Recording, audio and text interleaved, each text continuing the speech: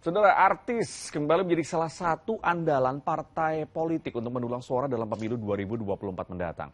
Sejumlah nama beken didaftarkan partai politik peserta pemilu ke KPU sebagai bakal calon legislatif.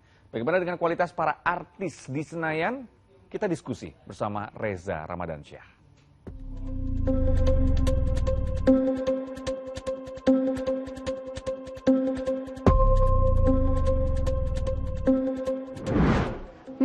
Selalu ada aja yang menarik kalau lagi bahas pemilu 2024. Kali ini yang jadi sorotan adalah deretan para menteri hingga artis yang ramai-ramai nyalek untuk pemilu nanti. Kira-kira nanti yang ditonjolkan kualitas atau popularitas?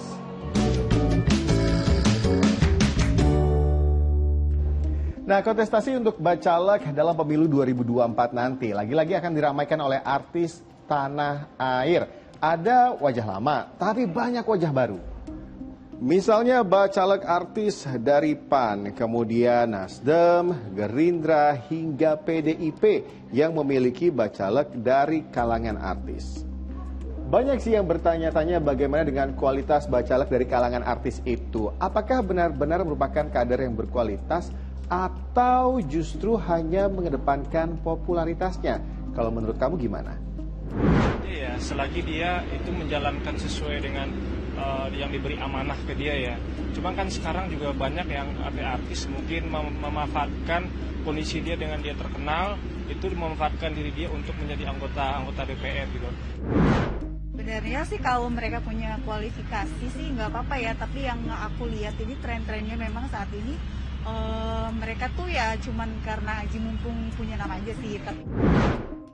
Lebih menjelaskan visi misinya lebih relevan lagi, lebih benar-benar konkret yang benar-benar bisa masyarakat butuhkan untuk bisa membangun masyarakat sendiri. Sebenarnya ini bukan hal yang baru. Kalau kita lihat di pemilu 2019 ada banyak artis juga yang ikutan nyalek. Setidaknya ada 14 artis yang lolos jadi anggota dewan periode 2019 hingga 2024. Misalnya Krisdayanti dari fraksi PDIP, kemudian Desi Ratnasari dari fraksi PAN, lalu ada Mulan Jamila dari Gerindra, Nurul Arifin dari Partai Golkar, hingga Arzeti Bilbina dari fraksi PKB. Lalu bagaimana dengan partai politik? Apakah dengan mengusung artis ini adalah strategi untuk meraih kemenangan dalam pemilu nanti dengan meraup suara sebanyak-banyaknya?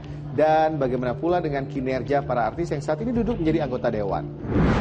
Kalau kita melihat secara umum, ini bagian dari strategi partai politik untuk meningkatkan perolehan pileg mereka nantinya di 2024 ya. Karena ada satu keyakinan bahwa artis itu punya modal sosial, modal politik yang kemudian bisa dikapitalisasi untuk mendapatkan satu kursi di daerah pemilihan tertentu. Jadi tidak mengherankan kalau hampir semua partai politik mencalonkan caleg ataupun artis-artis populer yang punya nama besar sebagai kandidat yang menurut mereka akan memungkinkan mendapatkan insentif politik elektoral di pileg ya.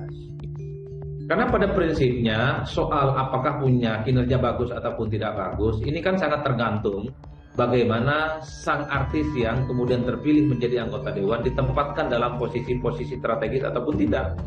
Karena banyak anggota dewan yang dari kalangan artis tidak mendapatkan posisi strategis di dewan. Jadi untuk bicara sekalipun di rapat-rapat dewan itu tidak bisa. Di rapat-rapat paripurna pun juga mereka tidak bisa. Mereka tidak bisa show off, mereka bisa tidak perform. Karena dirinya itu hanya sebatas anggota dewan biasa. Karena kita tahu rapat-rapat di DPR itu pastinya dia itu melekat sebagai anggota fraksi yang mewakili partai politik tertentu. Oke, kalau tadi artis dan yang juga jadi sorotan nih yang dibahas masyarakat adalah deretan para menteri serta wakil menteri yang juga ikutan nyalek. Siapa aja ya? Total ada 8 menteri dan wakil menteri yang nyalek. Di antaranya ada Menteri Perdagangan Zulkifli Hasan, kemudian Menkominfo Johnny G. Plate, hingga Syahrul Yassin Limpo, Menteri Pertanian. Ini yang ramai dibahas dan berikut adalah komentar Presiden Jokowi ketika ditanya menterinya yang ikut nyalek. Menteri yang nyalek banyak Pak. Ya, yang harus kita tahu ya, secara aturan memang diperbolehkan. Kalau dari saya, yang penting tidak mengganggu tugas-tugas keseharian. Yang ketiga, selalu saya evaluasi. Kalau memang mengganggu, kerjanya terganggu, ya ganti, bisa. Itu aja. Ya, meski sudah diingatkan oleh Presiden Jokowi, tapi apa dampaknya jika para menteri dan wakil menteri ini malah sibuk nyalek? Tentu saja waktu yang disediakan ya, sehingga akan terpecah apakah urusan menjadi caleg atau menjadi menteri atau wamen begitu. Sehingga kalau waktu yang seharusnya waktu kerja ya Senin sampai Jumat itu kemudian dipergunakan untuk mencari popularitas, mencari suara di dapil, maka tentu saja tugas-tugas menteri atau wamen akan sangat terganggu. Saya kira ini yang menjadi problem. Yang ketiga yang dikhawatirkan tentu saja penyalahgunaan ya. Menteri atau wamen tentu saja memiliki pengaruh dalam program dan kegiatan. Dikhawatirkan ya, kita mudah-mudahan tidak terjadi.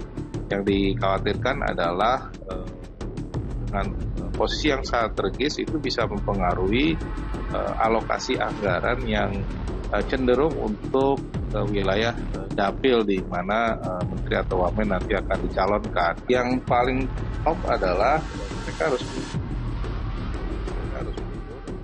harus memilih salah satu. Apakah dia tetap sampai akhir bukan komitmen pribadi, yaitu prioritasnya di situ, sehingga dia tidak boleh caleg, ya, atau tadi pilihannya adalah ya mundur jadi menteri atau wamen, digantikan orang lain yang memang punya waktu lebih banyak. Sebenarnya di luar siapapun yang nyalek, mau itu deretan menteri ataupun juga artis-artis tanah air, yang menjadi harapan masyarakat adalah siapapun yang terpilih nantinya menjadi anggota dewan benar-benar bisa menjadi perwakilan rakyat. Sesuai namanya, DPR, Dewan Perwakilan Rakyat. Dan ingat, dalam survei terakhir tingkat kepuasan masyarakat terhadap kinerja anggota dewan masih belum tinggi. Ini yang juga jadi perhatian. Gimana?